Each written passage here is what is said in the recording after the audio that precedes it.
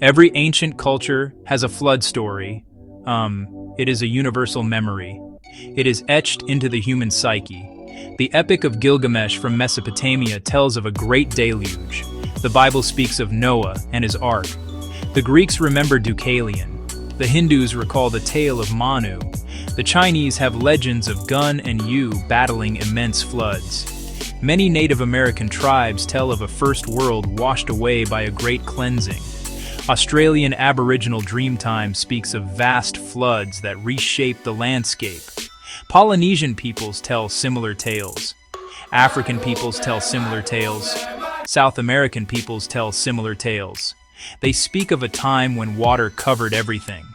This is not a coincidence. It is a pattern. Over 200 flood legends have been documented around the world. Many of them share the same core elements. A divine being or gods send a warning. They are angry with humanity. A chosen person or family is instructed to build a vessel. They are told to save themselves. A collection of animals is saved. The world is then wiped clean by a catastrophic flood. After the waters recede, the survivors emerge to repopulate the earth. In many of these stories, a sign or a covenant appears in the sky after the flood. This is a promise that such a disaster will not happen again. The rainbow is a common symbol. How could so many distinct peoples, separated by vast oceans and thousands of years, all tell the same fundamental story? The standard explanation is that these are simple myths. They are just local tales about river floods that grew into epic legends.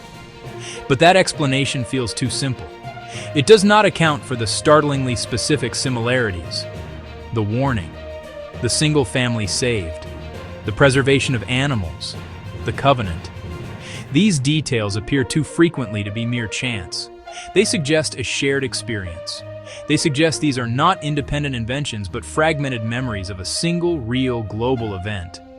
These stories point to a real catastrophe.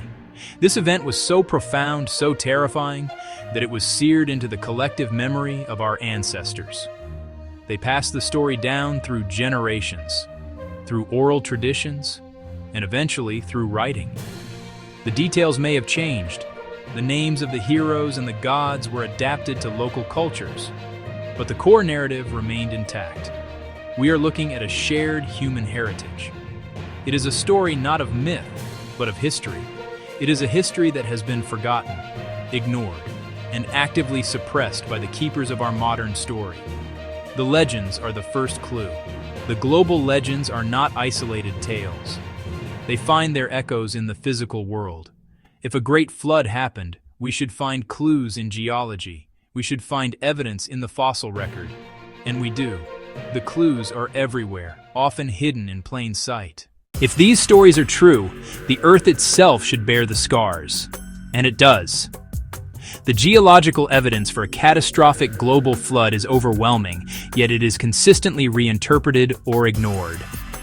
We find marine fossils on the highest mountaintops, shells, fish skeletons, the remains of sea creatures, Himalayas, Andes, Alps. How did ocean creatures end up thousands of feet above sea level? The slow, gradual uplift of mountains over millions of years is the standard explanation. But this does not explain why so many delicate fossils are perfectly preserved, as if they were buried quickly. Vast layers of sediment, sedimentary rock, cover huge portions of every continent. Some layers are thousands of feet thick and stretch for hundreds of thousands of square miles. They appear to have been laid down rapidly by water, cross-bedding in the rock, well-sorted materials and layers. These point to massive, fast-moving water flows, not slow, gentle deposition over eons. The Grand Canyon is a prime example. The official story, the small Colorado River carved it over millions of years. Sheer cliffs, side canyons, lack of a large delta. These features fit a massive, rapid drainage event, a catastrophic flood carving the canyon quickly. We also find polystrate fossils, fossilized tree trunks standing upright through multiple sediment layers.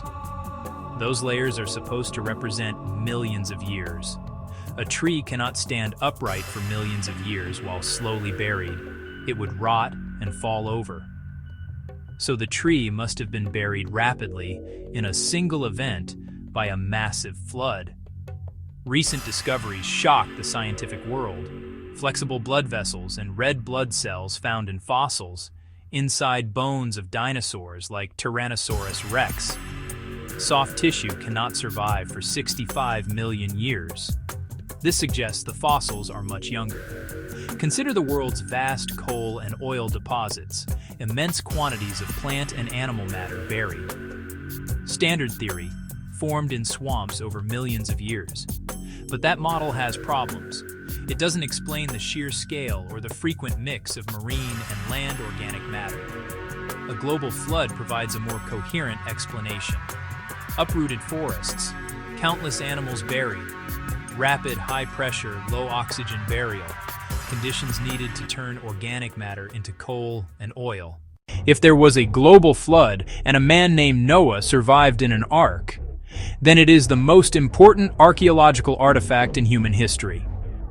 Many have looked for it. The search has focused on the mountains of Ararat in eastern Turkey, where the Bible says the ark came to rest.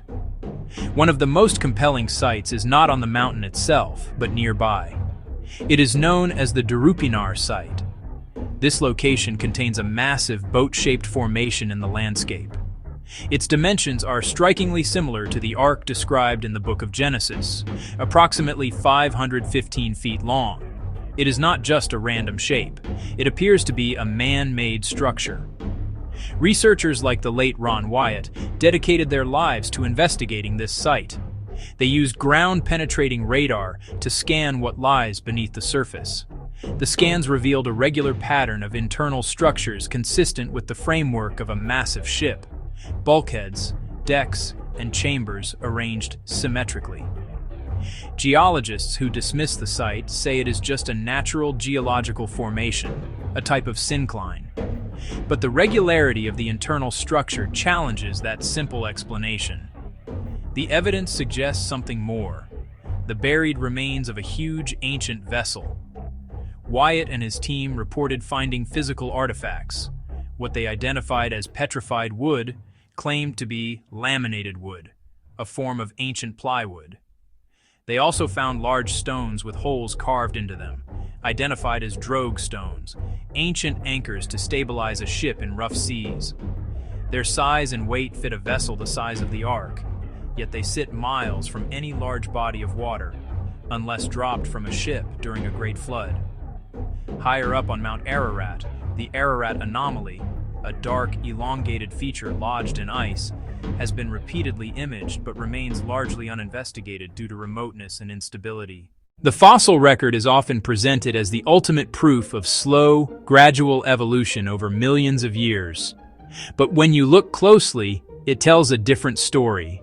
It tells a story of catastrophe, sudden death and rapid burial on a global scale. All over the world, we find massive fossil graveyards, chaotic jumbles of countless creatures buried together in a single violent event. The Karoo Formation in Africa, estimated remains of 800 billion vertebrate animals, shows signs of watery catastrophe. Mixtures in the same layers, land animals with sea creatures, dinosaurs with fish, mammoths with marine invertebrates. Not a slow local burial, but a sweeping flood slurry. Fossils capture moments of death, fish swallowing fish, marine reptiles giving birth, requiring extremely rapid burial to prevent decay and scavenging. Many vertebrates display the opistotonic death pose, head and tail thrown back. Once blamed on contractions, recent studies link it to asphyxiation, drowning. The fossil record is not a diary of life, it's a snapshot of mass death, a monument to a single horrifying event. The case for a global flood does not rest on a single piece of evidence. It rests on a convergence of clues from many different fields. Hundreds of ancient cultures tell the same story. Massive sediment layers, polystrate fossils, and features like the Grand Canyon favor rapid catastrophe. The fossil record looks like a global graveyard. Soft tissues persist where they shouldn't. Darupinar and the Ararat anomaly match arc descriptions and location. Each clue alone can be debated, but together they tell a coherent story. The standard model isolates and dismisses anomalies. The flood model unifies them. This is what a good scientific theory should do. This convergence points to a paradigm crisis held at bay by institutional power, not superior explanations. We need to look with fresh eyes, ask the forbidden questions, and connect the clues already in plain sight. If the evidence for a global flood is so compelling, why is it not front-page news?